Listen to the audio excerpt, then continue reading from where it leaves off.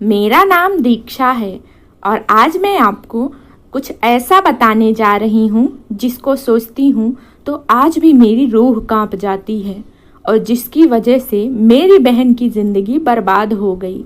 मुझे आज भी अच्छे से याद है, हम दोनों बहनें 11वीं कक्षा में घर के पास ही गवर्नमेंट स्कूल में पढ़ते थे।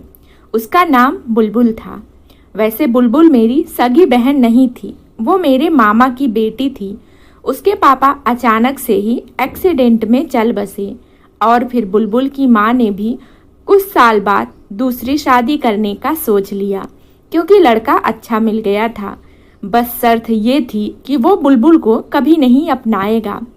फिर बात इतनी बढ़ी कि बहस में बदल गई और बहस से अनबन में रिश्ता मानो टूट ही गया था।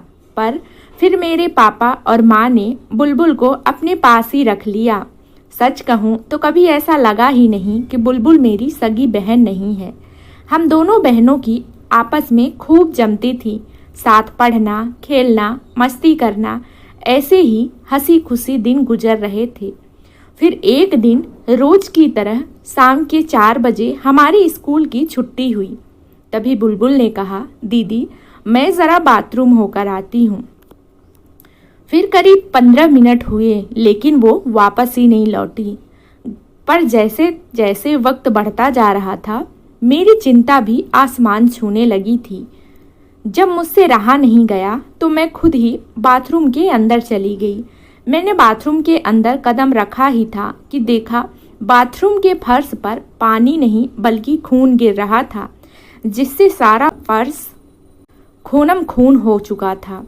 मैं डरी सहमी बुलबुल को आवाज़ लगाते हुए आगे बढ़ती ही जा रही थी। मैंने आवाज़ लगाई, बुलबुल कहाँ है तू? बोल ना, मेरे सामने ही तो गई थी, अब अचानक से कहाँ जा सकती है? बाथरूम के सारे दरवाजे खुले हुए थे, अंदर कोई भी नहीं था। तभी मुझे माथे पर कुछ गीला गीला महसूस हुआ। मैं जब उसे छुआ तो वो किसी का खून था जो ऊपर से मेरे ऊपर गिरा था। इस चक्कर में जब मैंने ऊपर नजरें दौड़ाई तो मेरे पैरों तले जमीन खिसक गई। मेरे सिर के ठीक ऊपर बुलबुल उल्टा लटकी हुई थी, जो अपनी आंखों में खून लिए मुझे ही देख रही थी। उसके सिर पर चोट का गहरा निशान था, जिससे टपकता हुआ खून पहले मेरे सिर पर गिरा था और अब चेहरे पर। अचानक मुझे लगा कि बुलबुल एकदम से मेरे ऊपर ही आ गिरी। इस डर से मेरी चीख निकल गई और मैं डर के मारे बाथरूम से बाहर जाने को हुई थी कि तभी मैंने देखा कि बुलबुल ठीक मेरी आंखों के सामने पर खड़ी थी।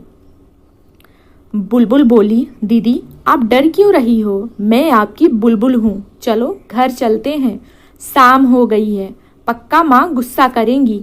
बुलबुल की बातें सुन मुझे एक पल को ऐसा महसूस हुआ जैसे उसके कंधे पर कोई बूढ़ी औरत बैठी हुई थी, जिसकी एक आंख फूटी हुई है और जिसका सिर कटा हुआ था, जिसमें से कीड़े निकल रहे थे। मैंने नज़र भर बुलबुल के ऊपर बैठी बूढ़ी औरत को देखा।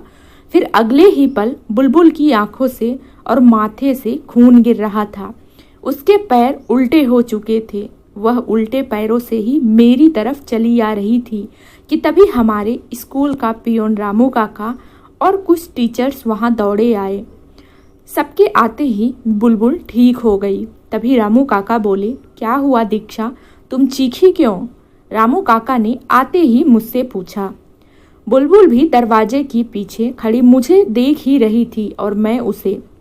रामू काका ने जब मेरे डरे हुए चेहरे को देख और मेरी नज़रों का पीछा किया तो उनकी निगाहें बुलबुल पर जा रुकी और जब रामू काका की नज़र बुलबुल के माथे पर गई तो वो चौंक गए। फिर रामू काका गुस्सा करते हुए बोले, ये क्या हंगामा कर रहे हो तुम दोनों?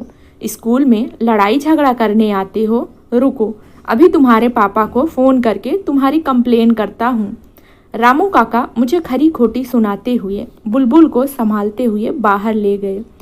किसी को भी मेरी बात का यकीन नहीं हुआ। सबकी नज़रों में मैं कसूरवार थी।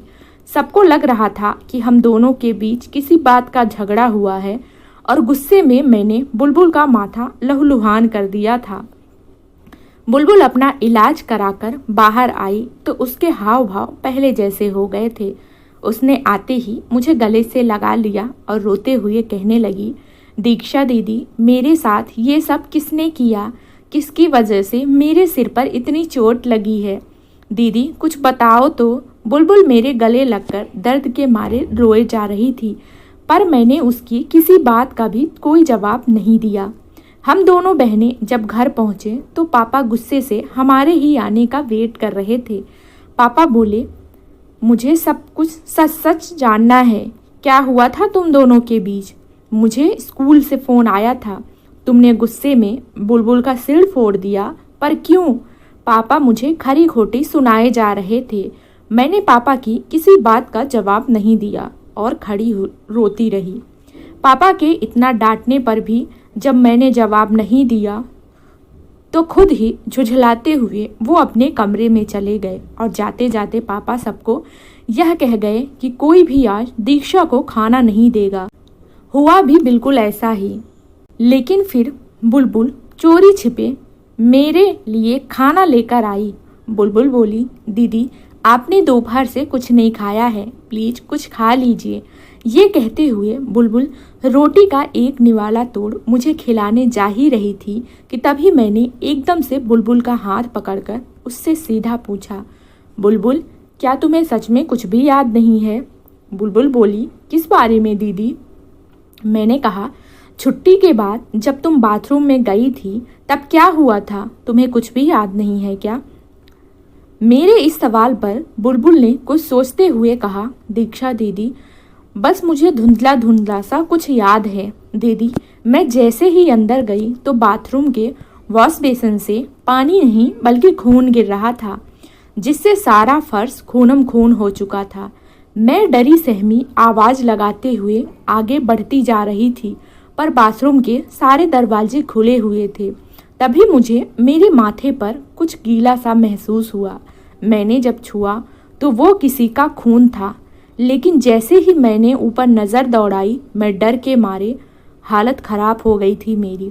मुझे पता चल चुका था कि बुलबुल आगे क्या बताने वाली थी, इसलिए मैंने खुद ही उसकी बात को पूरा करते हुए कहा, और फिर जब तुमने ऊपर देखा तो एक औरत उल्टी लटकी हुई तुम्हें ही देख रही थी, जिसकी एक आंख फूटी हुई होगी और उसका सिर आधा कटा हुआ होगा, जिससे कीड़े निकल रहे होंगे। मैंने बुलबुल को सब कुछ बताया, जिसका जिक्र बुलबुल ने किसी से भी नहीं किया था। मेरी बातें सुन बुलबुल के पसीने छूटने लगे। उसने चौंकते हुए मुझसे कहा, दीदी आपको कैसे पता कि मेरे साथ यह सब कुछ हुआ?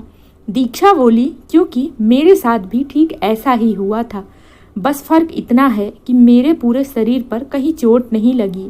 फिर तुम्हारे सिर पर इतना गहरा घाव कैसे?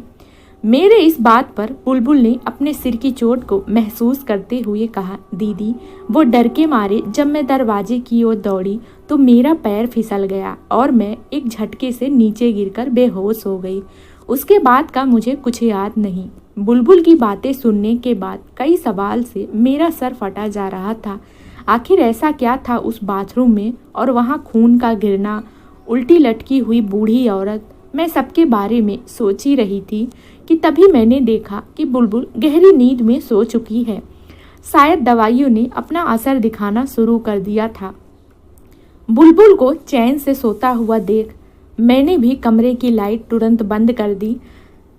तभी जैसे ही मैं अपने बिस्तर पर लेटी मेरी सांसें रुक सी गई। वह बूढ़ी औरत बुलबुल के बिस्तर के ऊपर हवा में उल्टी लटकी हुई एकटक देखे जा रही थी।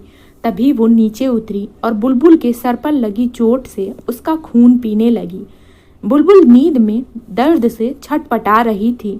बुलबुल बोली, दीक्षा दीदी मुझे दर्द हो रहा है, मदद करो, मेरा सिर दर्द के मारे फटा जा रहा है। पर मैं डर के मारे एकदम पत्थर बन गई थी। मैं बुलबुल की कोई मदद नहीं कर सकी। उसका दर्द पूरे कमरे में गूंज रहा था, जिसे बर्दाश्त कर पाना मेरे लिए नामुमकिन था। इसलिए मैं तकिया के नीचे अपना सिर अपने हाथों से दबाने लगी कि किसी तरह से मैं उस आवाज़ को ना सुन सकूं। कुछ समय बाद मेरी ये कोशिशें कामयाब हो गई थी। बुलबुल की चीखें अब शांत हो चुकी थी। मैंने भी एक तकिया की ओट से अब बुलबुल को देखा। वो चैन की नींद सो रही थी। लेकिन अगले दिन मैंने जब बुलबुल को देखा तो मेरा खून जमने को हो गया। उसका शरीर सफ़ेद पड़ चुका था। उसकी आंखों के नीचे गहरे काले धब्बे दिखने लगे थे। उसके शरीर का मांस हड्डी छोड़ने लगा था और उसकी चमड़ी करली सी हो गई थी। अब बुलबुल बहुत चुप रहने लगी थी। स्कूल में भी उसका बर्ताव कुछ अलग सा हो गया था। टीचर कुछ भी कहे वो पढ़ाई नहीं करती। एक बार क्लास में मैंने उसे अकेले बैठा देखा तो सोचा उससे बात करूं। जैसे ही मैं उसके थोड़ा करीब पहुंची, बुलबुल खिड़की के बाहर देखकर हंसे जा रही थी और अपने होठों से बड़बड़ा रही थी।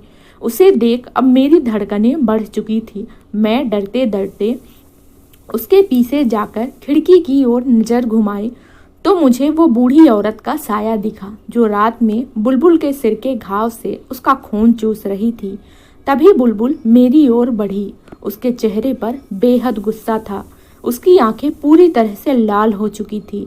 इससे पहले मैं पीछे हट पाती, बुलबुल ने मुझे गर्दन से पकड़ क्लास के कोने में फेंक दिया। मैं धड़ाम से बेंच पर जा गिरी। आवाज़ इतनी तेज हुई कि आसपास के मौजूद सारे टीचर्स और पियोन और स्टूडेंट मुझे संभालने मेरे पास आ गए। मुझे बहुत चोट आई थी और मेरा ध्यान अभी भी बुलबुल पर ही था। इतना सब होने के बाद भी मुझे उसकी ही फिक्र सता रही थी।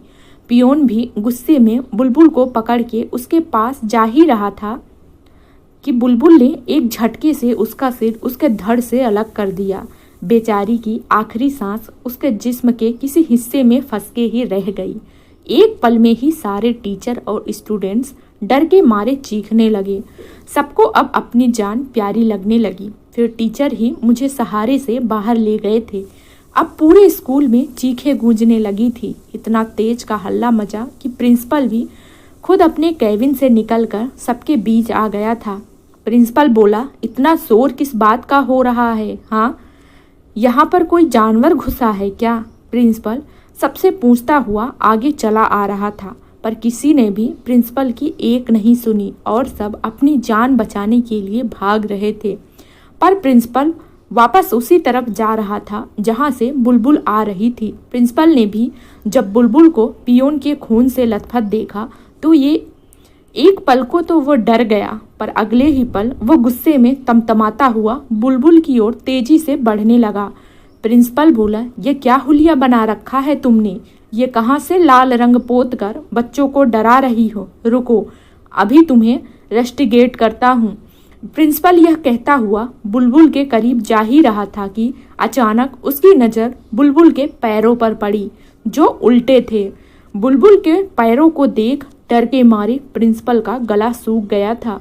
अब तक बहुत देर हो चुकी थी। बुलबुल और प्रिंसिपल एक दूसरे के सामने खड़े थे।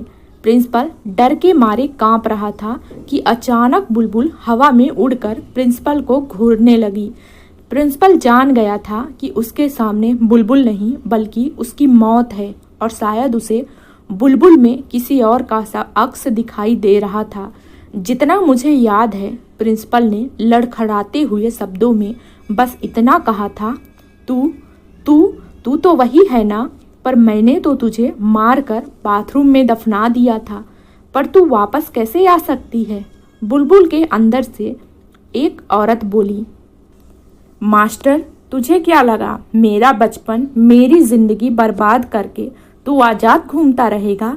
अरे, तूने जो मेरे साथ दुष्कर्म किया है उसका बदला तो मैं तुझसे लेकर रहूंगी। इतना कहकर बुलबुल ने अपने दोनों हाथों के बीच में प्रिंसिपल का सर रखकर उसे पीस डाला, जिससे प्रिंसिपल की मौके पर ही मौत हो गई और प्रिंसिपल के मरते ही बुलबुल बेहोश होकर नीचे गिर पड़ी।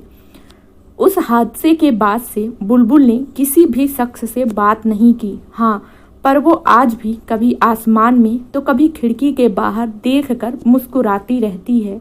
मैंने भी उसकी नज़रों का पीछा किया, पर अब मुझे किसी बूढ़ी औरत का अक्स नहीं दिखाई देता। पर एक बात बताओ, मुझे आज भी यह बात चैन से सोने नहीं देती कि आखिर क्यों बुलबुल के माथे पर लगी चोट अचानक ऐसे ठीक हो गई थी।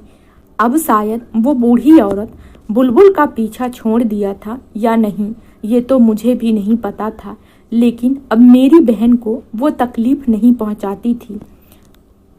तो दोस्तों, ये थी हमारी आज की कहानी। उम्मीद करती हूँ हमारी आज की कहानी आपको पसंद आई होगी। अगर पसंद आई है तो वीडियो को लाइक करें, और अगर आप मेरे चैनल पर नए हैं तो चैनल को सब्सक्राइब भी कर लें। साथ ही बेल आइकन को भी प्रेस करें ताकि मेरी नेक्स्ट कहानी का नोटिफिकेशन सबसे पहले आप तक पहुँचे।